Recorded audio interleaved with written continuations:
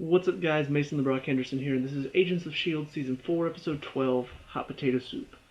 So this is definitely the show that I most regret missing week after week. You know, the one that it's my favorite show, and so if I ever don't get to see an episode, I'm like, God, I gotta get caught up because I want to know what happens. I want to know what's going on because it does such a good job of just tying the Marvel Cinematic Universe together and just sort of making it really feel like it's in a bigger universe, and just even though it's a bit smaller and it seems a bit more localized, it still feels like it's much bigger than it deserves to be. And it does such a good job just week after week of feeling like just another episode of watching what's going on behind the scenes. Not the Avengers, not all of that stuff, but the stuff that's little bit more less focused on. So going into this one, I wasn't really sure what to expect. I knew Patton Oswalt was going to be in this one because it's his return to.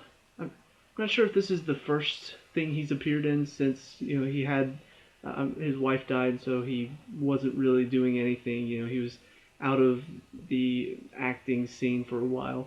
So I'm not sure if this is the first thing he's appeared in since then, but it's the first time he's come back to the show since that happened. And it's always so much fun to have him in the show. And we find out there were four of them, four of the Koenig brothers, and we also find out that there was a sister who apparently was the original. And once again, we're kind of left wondering, are they robots? Are they twins? They worked on the LMD program, so what does it mean now? Like, what are they all LMDs or what? So it's just always so much fun, and he's so funny. It just brings so much life and just a lot of fun to the show. I think my favorite scene was probably the one where he's talking to Daisy about just being there with her and just like, oh, I can't believe I'm here with Quake, and just excited. It's just like, there's fan fiction. You should go read it sometime. You know what? Never mind. You shouldn't. And just starts talking about, apparently people were writing about her and Black Widow hooking up. I'm just like, this is funny. It's stupid, but it's hysterical because his delivery is just so perfect on all of his lines. So all of that was a lot of fun, but we also learn a lot more information as well, and it's very interesting to see where some of this is going to go. So first of all, we see they are talking to the LMD Radcliffe. Fitz, Gemma, and Mac are all talking to him, trying to figure out how to hack into his programming and find out where Radcliffe is now. So they're trying to get past this firewall, and it's not working. And then Fitz all of a sudden has an idea, opens up the back of his skull, and sees a brain inside. And now all of a sudden, Ada making the brain makes a lot of sense. I was wondering what that was all about. I was wondering, why is she making that? Is it just trying to fool us into thinking that Ada's been corrupted just so Radcliffe can turn out to be the surprise bad guy? But now it makes sense. She was making a brain with the information from the Darkhold, so that way Radcliffe could create these lifelike LMDs. And so, we find out also that May is the team finds out because we already knew. But I do have to wonder, because I don't remember this, but Gemma was saying that she saw Radcliffe making a second brain, and she realized it was for May, and I'm like, wait, what? Like, I don't know. I guess it's a scene that I either forgot about or I missed, but she said that she saw that. Maybe it was whenever they were trying to revive May after what happened with, the ghost beings touching her. But I don't think they had the Darkhold at that time, so he had no reason to be doing that then. Or maybe it was whenever they went to arrest him. I can't remember now. But, yeah, so she somehow figures out, and then Coulson, he's there with May, and they finally share the romance, and it's just, you're sitting there going, but she's not the real May, and you kind of hate it for Coulson, because he doesn't know yet, and then that's when Koenig comes out with the Darkhold, gives it to May. Coulson says, give it to me. She's like, no. And then that's when he realizes you were programmed to get the Darkhold. And so Daisy shows up in the nick of time, knocks her down, breaks her.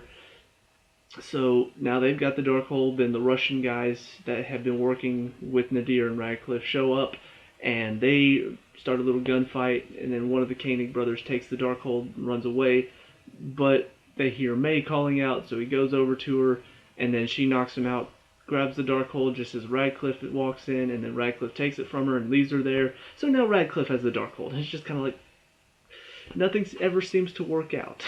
Like I remember watching the second season of this show and just thinking like every single episode in that season felt like it was just getting worse and worse, and nothing was ever working out for S.H.I.E.L.D. It always felt like things just kept going from bad to worse situations. That's how it kind of feels right now. Like every single episode feels like every single time they take a step, and it's just like, yes, S.H.I.E.L.D. is starting to figure stuff out. All of a sudden, something happens that just sets them back 3 spaces. And you're just like, why can never anything go right in the show? Like, why does it always have to work out more for the bad guys than it does for the good guys? So now Radcliffe has it, and that's pretty much setting up for now he's working with this Russian guy who wants to take out Coulson because he's seen Coulson every single time something alien happens, Thor's hammer, the Chitauri, all of these things, Coulson's involved. And even after, the reports of his death happened, he still was seeing him around. So he knows Coulson's involved with all of this somehow.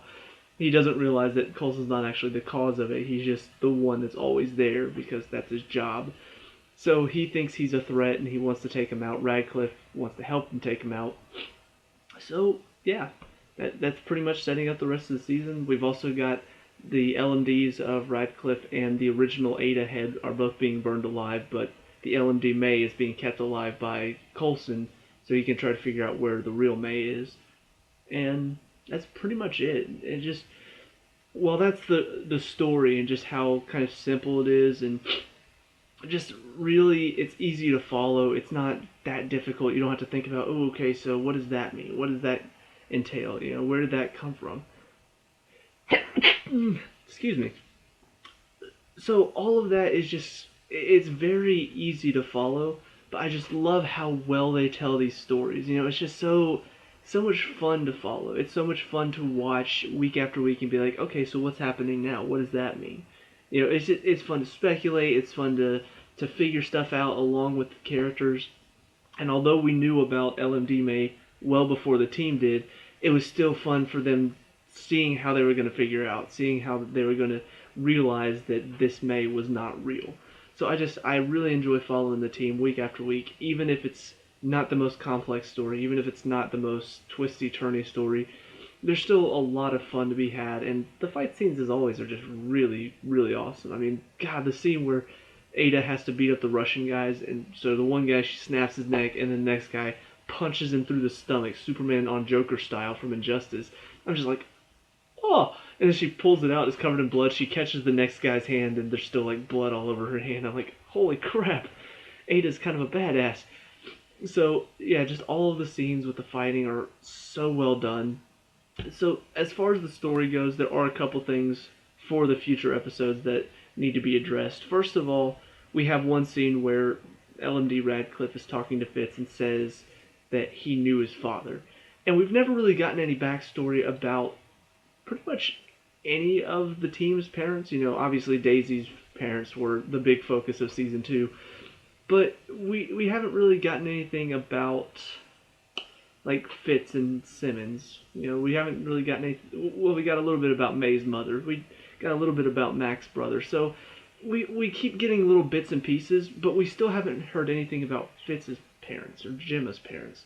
So it's kind of interesting to see what exactly this entails. Apparently Fitz's father was not a good guy. He's kind of an evil jerk to his son. So I'm wondering if we're going to learn more about him as the season goes on. I'm wondering if Radcliffe actually did know his father, or if this was just something the LMD was programmed to say, if Fitz was ever starting to figure out about, what this LMD was created by. So, just kind of thrown in there. I don't, like I said, it could be, just like Gemma said, it could just be something the LMD was programmed to say. But I guess we'll figure out pretty soon. And then, of course, the other thing to talk about is the Russian guy. I can't remember his name now, but Nadir was saying you're going to get to meet the superior, and then whenever he was questioning Koenig at the beginning, he said, I am the superior man. is this a superior then? Because I was really, really hoping it was going to be somebody we knew, and that's why they were keeping it in the shadows for now. So if this turns out to be the superior, just this Russian guy who's really big and really evil, I don't know. It kind of feels like they were building it up to be something really shocking. And so if it just turns out to be this guy that we didn't really know, I'll be a little bit disappointed. I had my heart set on Alex Blake being the one behind it all, but this guy is very intimidating, so I don't mind him being the bad guy. It's just in my mind I was picturing something a lot different. So a little bit disappointed, but not too disappointed. I'm still excited to figure out what this guy's story is. We learn his intentions in this episode. He hates all Inhumans because he thinks that they don't have to go through anything really horrible to get their powers. And of course, we've seen, watching Daisy go through a lot of this, it really is kind of, even though it's just as simple as they touch a crystal or they, eat one of those fish oil things and then the Terrigenesis happens. The Terrigenesis itself is not an easy process, and then the discovery of their powers is not an easy process. I mean, we've seen some people just go insane with it because they don't know what's going on. They don't realize that this is just a part of the process, and they lose people that they love. They sometimes kill people that they don't mean to because of their powers. So it's not an easy process at all, but that guy doesn't see it. He just sees, oh, all they have to do is just go through Terrigenesis, and that's it. They're done. They get powers. I don't like that. I have to actually work for all the stuff I've gotten. So it does kind of make sense, but at the same time, I think if he knew the whole story, he would realize it's not what he thinks at all. And then, of course, we also learned that he hates Coulson because of the fact that he's involved with all of this stuff. So he's definitely setting up to be kind of the major player in this season, the major bad guy. But I'm still hoping that he isn't actually the superior. I'm hoping that he's just the funding behind it. I really am really, really hoping that there's somebody else in the behind the scenes that's just running it all, and it's somebody we know. That way it makes it a bit more shocking, but we'll see what happens. I'm looking forward to the rest of this season. It's still just putting out week after week really good stuff, and of course the fact that now they know about the LMDs, they know May's been replaced, they've gotten rid of Ada and Radcliffe LMDs. It's just kind of cementing the fact that this was not at all what I was expecting, and that's a good thing in my opinion. I saw the art that they did. Everybody's face in red, and then Maze was the only one in clear, and I thought for sure, oh, you just gave it away for me. Now I know what's going to happen. I thought everybody was going to be replaced by an LMD at some point, and they were going to slowly uncover the faces, but they're not doing that. They kept it very unique. It was just one LMD created, and that's it. Of course, they still could go that route, but for now, it seems like they're taking a different spin on it than I was expecting. A spin on it that's not so cliche. So I'm excited to see where it's going. I think that's about it for this episode. Obviously, there was an episode last night that I missed, so I'll have to get to that. But it's a really good season so far. I'm really enjoying everything they're doing with it. So let's hope that things get even better from here. Let me know what you guys think down in the comment section below. What did you like and dislike about this episode? Let me know. We can talk about it and discuss all that good stuff. Leave a like and subscribe, future Agents of S.H.I.E.L.D., and I'll see you at the next one. Peace out.